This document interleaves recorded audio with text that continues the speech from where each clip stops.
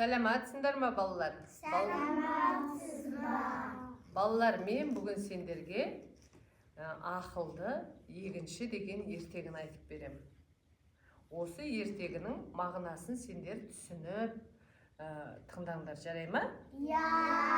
Ертеде бір бай аңшылыққа шығады. Сөйтіп келатса, бір жерден бір шаруаны көреді, егін егіп атқан. Сөйтіп сол шаруаға қарап тұрады.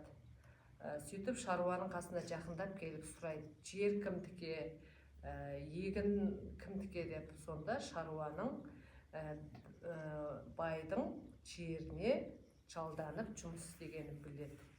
Сөйтіп қанша ділдаға жұмыс істеп атқанын сұрайды. 15 дейді. Бай қатты таң қалады. Ол өзінің сарайындағы жұмысшылардың күндігіне алтын ділдамен есептескені есіне түсіп.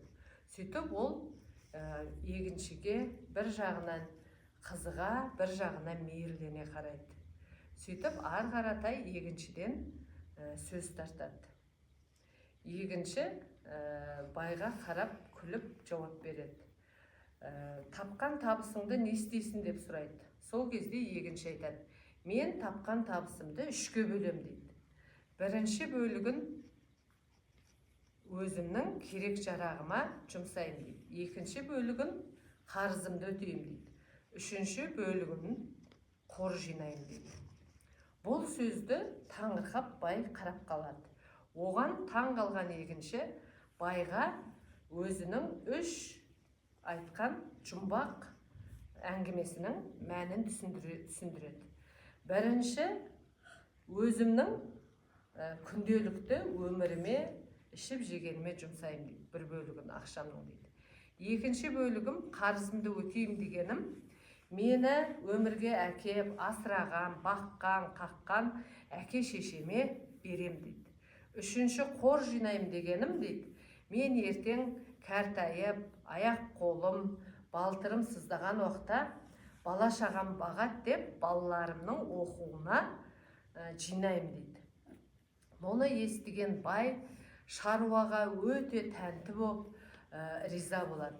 Сөйтіп ол шаруаға айтады: мен сенің балаларыңның оқуын мен көтерем деп, егіншінің сондай адалдығына, еңбекқорлығына тәнті болып, балаларының сабағының оқуын өз көтереді.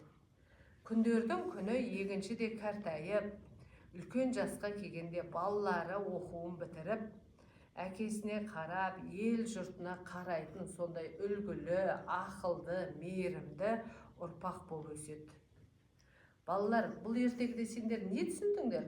Бұл ертегіде адамның қалай өмірге бейімделетіні, иә?